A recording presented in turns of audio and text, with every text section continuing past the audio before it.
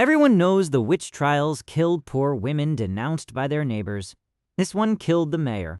In a cell in Bamberg, in the last week of July 1628, he is writing to his daughter, and it is taking him days, because his hands will not close. Innocent have I come into prison. Innocent have I been tortured. Innocent must I die. His name is Johannes Junius. He is 55, and he has governed Bamberg as its mayor 4 separate times. In 13 days he will be dead. And before this is finished, the same trials will take the territory's chancellor, 4 more mayors, and the wives and children of the men running them. The letter tells his daughter what he cannot say anywhere else in that building. The confession the court holds in his name, the pact, the demon, the flight, is invented. They are sheer lies and made-up things. And he names the man who told him to invent them.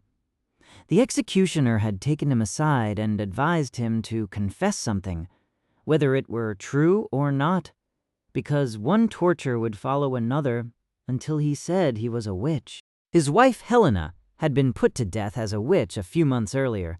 The accusations, the panic, the fire, everybody has that. Almost nobody has the part that matters. In one small German state, the process ran so long and so correctly on paper that it climbed the city's own hierarchy and ate the men operating it. Councillors, the chancellor, its mayors, and none of it was chaos. It was a bureaucracy, salaried, itemized, signed, and it worked by gutting the one code that was supposed to restrain it, clause by clause, while still writing the clause numbers into the file. At the end, I will give you the real body count and show you where the number you have probably heard, the 9 million, was invented by one town clerk in one archive in 1784. The date to begin with is the 27th of May, 1626. We have it because a man wrote it down. Johann Langhans, Burgomaster of Zell am Main in the Prince Bishopric of Bamberg, kept a private diary. That spring he recorded that the vine growth throughout Franconia had frozen, all of it, and likewise the deer grain, which had already flowered. Hold on to that last clause. Both were past flowering, the one stage at which frost does not reduce a harvest but deletes it. Independent climate reconstruction records a late May cold outbreak across Central Europe that year. This is the night 2 territories lost their year, and a peasantry that had just lost its wine and its bread was still required to feed and pay the soldiers of the 30 Years' War. So here is Langhans's next sentence, the entire mechanism in one line. There followed, he wrote, a great pleading and begging among the common people, asking why the authorities went on tolerating the sorcerers permitted to spoil the fruits of the earth. The demand came from below. The machinery was already upstairs, idle. For that demand to become a hunt, 2 men upstairs had to want it. One had just been elected, the other had already written the book. Johann Georg II, Fuss von Dornheim, elected Prince Bishop on the 13th of February, 1623, had held the office 3 years without a mass hunt. His auxiliary bishop, Friedrich Ferner, had preached 35 sermons on witchcraft and published them at Ingolstadt the year before the frost. Witches multiplied most. Ferner taught precisely where Jews and Protestants had already been driven out, because Satan was making his last assault on the last stronghold of true Catholicism. The purer your state, the more witches to expect, a doctrine that cannot be disproved and that rewards escalation, which raises the obvious objection. All of Europe had that weather, so test it. Trier killed around 700. Its neighbor, the Palatinate, held no witch trials at all, nor does it sort by confession. Luther in Mecklenburg hunted as hard as any bishopric, and the Roman Inquisition, the body most people assume did all of this, burned almost no witches. What sorted was whether a territory let its local courts run unsupervised. The variable was never the sky, it was the institution, and within 12 months of the frost, that institution bought land. In 1626, the Prince Bishop asked Bamberg's 2 shooting societies for the crossbowmen's range inside the city and paid them in confiscated property. The garden of Chancellor Dr. Georg Hahn, a man we will come back to twice. In 10 weeks, in the summer of 1627, he raised a 2-story building with 26 single cells and a separate annex bay for interrogation. Over the portal went a line of Virgil: "Learn justice and do not despise the gods." In the Aeneid, that line belongs to a damned soul in Tartarus, calling up to the living. An engraving was commissioned and prints were sold. In 1631, Bamberg's councillors sent a copy to the emperor, noting that strangers often came to view the beautiful building. You do not do that unless you expect to be filling it for years. Now, the procedure. This is the part that killed people. The criminal law of the empire was the Constitutio Criminalis Carolina of 1532, founded directly on a code written in 1507 for the Prince Bishop of Bamberg. Bamberg taught Germany how to run a fair trial, and a century later, Bamberg's own commission dismantled it clause by clause.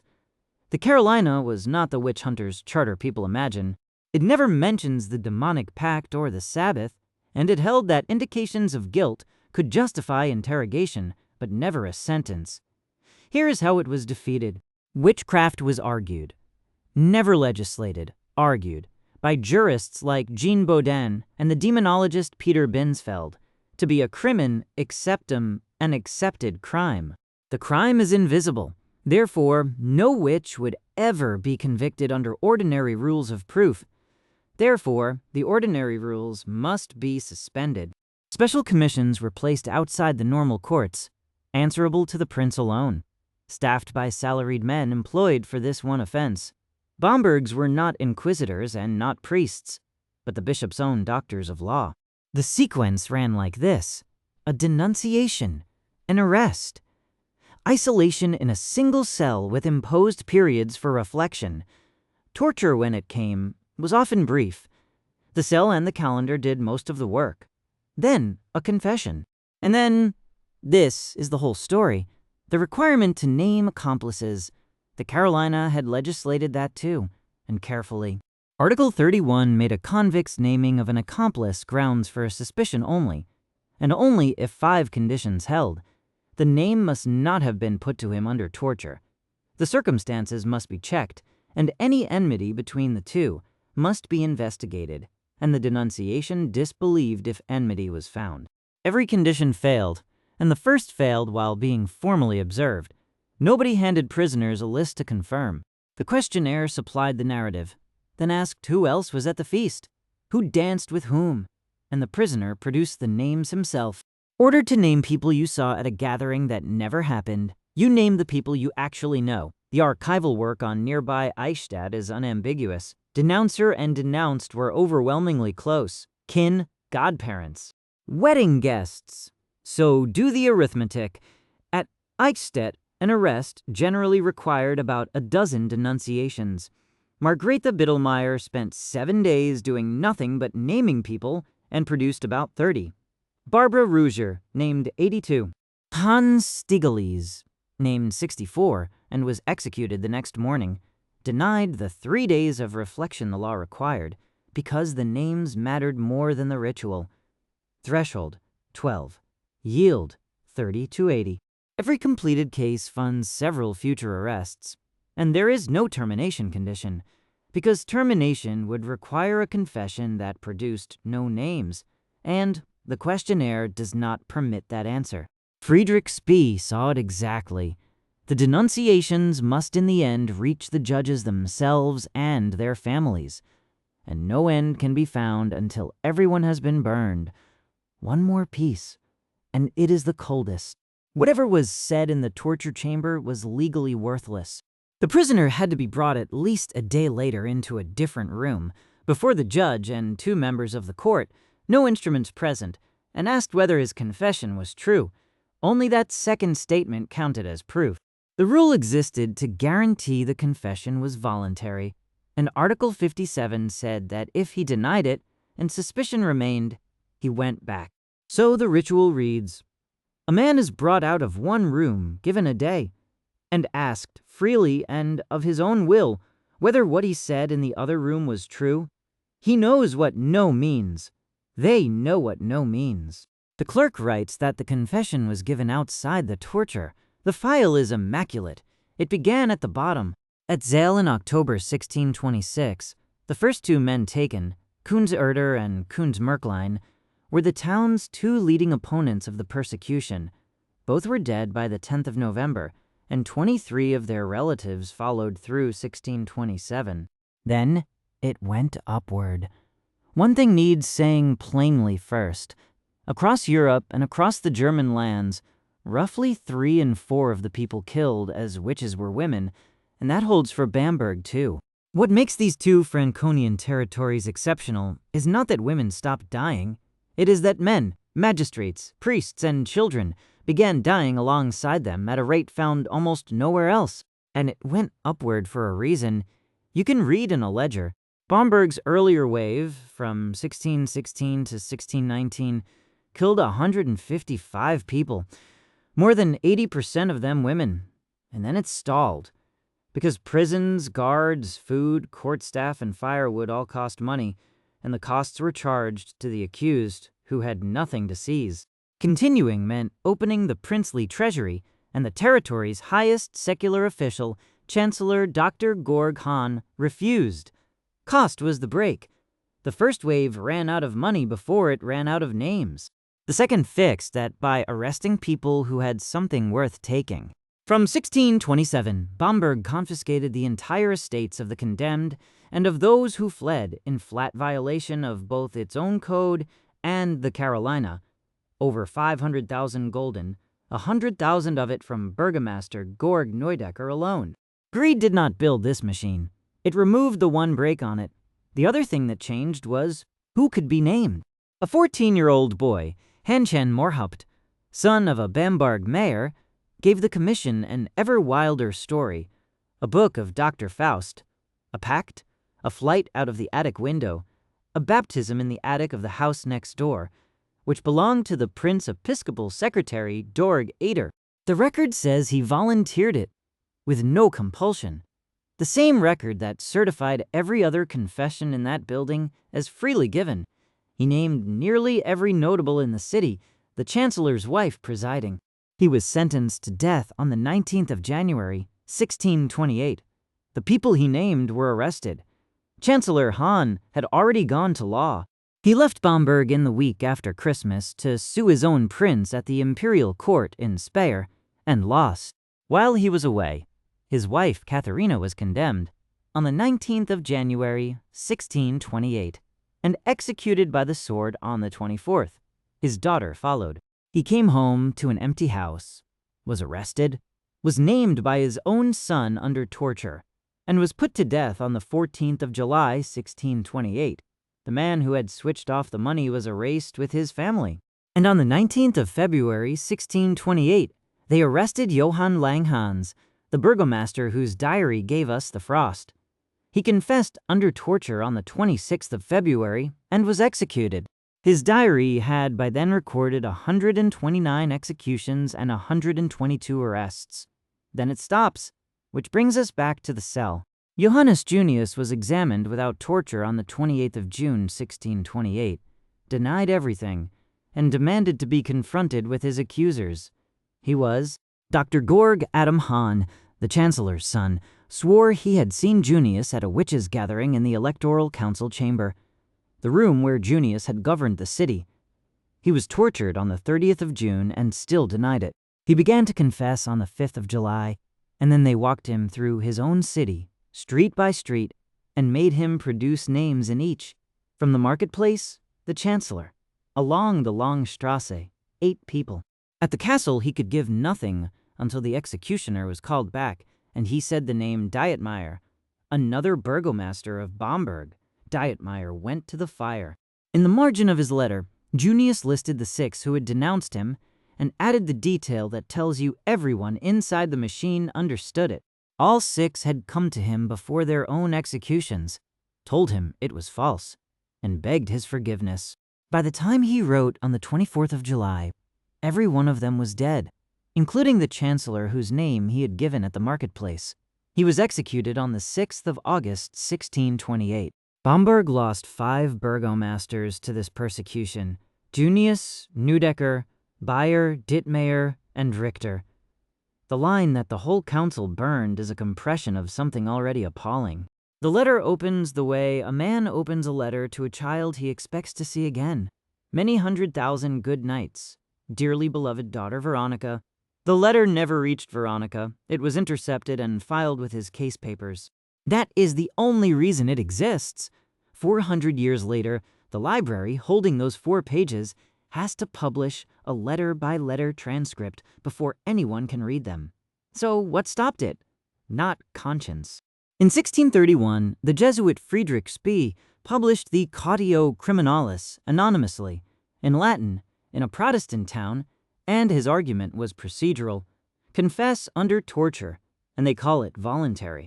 Withstand it, and that proves diabolical help.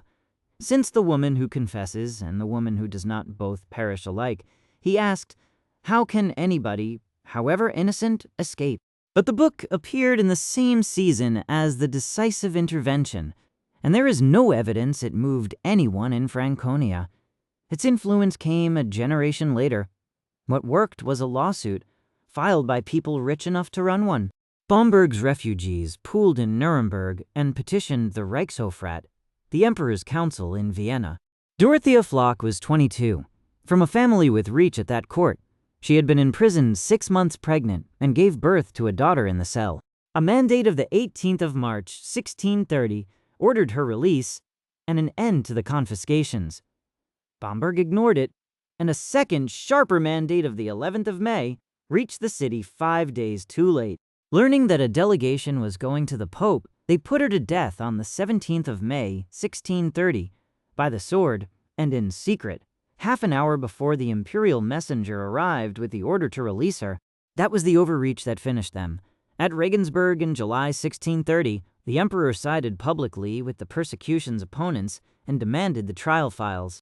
Bamberg stalled for months because, as the archival work shows, they were using the time to forge them. The mandate of the 12th of June, 1631, finally bit. No arrest and no torture on denunciation alone. Real evidence of a real crime, as the Carolina had always demanded. Defense counsel for the accused. Confiscation stopped. Remove the accomplice list, and the machine has no fuel. Even then, the cells emptied slowly and dishonestly. In September 1631, the counselors assured the emperor that the prisoners were being released on bail. A catalogue from that same half-year still lists 22 people held at Bamberg and 12 at Zell, and some were still being quietly put to death. The last 10 came out only at the end of the year, each on an oath of silence, on pain of forfeiting whatever property was left. They were made to sign away their tongues. The honest, uncomfortable answer to what physically ended it. An army walked in. Swedish troops reached Bamberg on the 11th of February, 1632, and the city fell that night. The Prince Bishop had already fled. Tilly retook it a month later, and the hunt did not restart, which is the proof that the law had killed it first.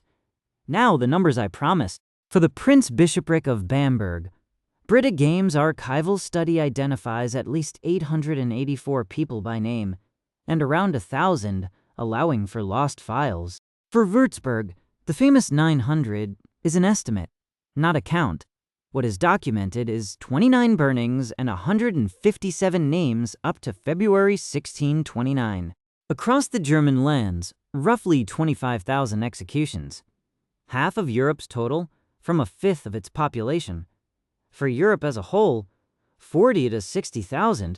Which means the figure you have probably heard is wrong by a factor of about 200.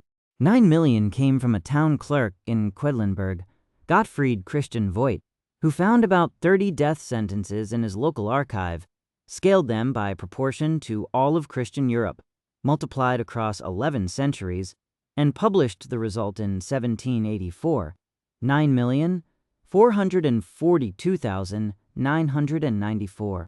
He was an Enlightenment man arguing for public education.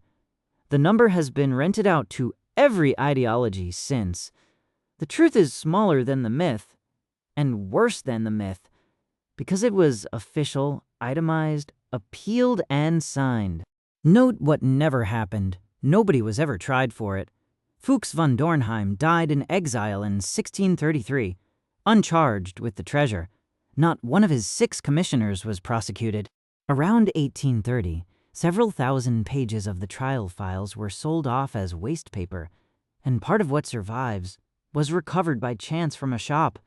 The machine was never proven wrong. It was interrupted. The belief was never refuted. The procedure was strangled by professional courts that could overrule a local one.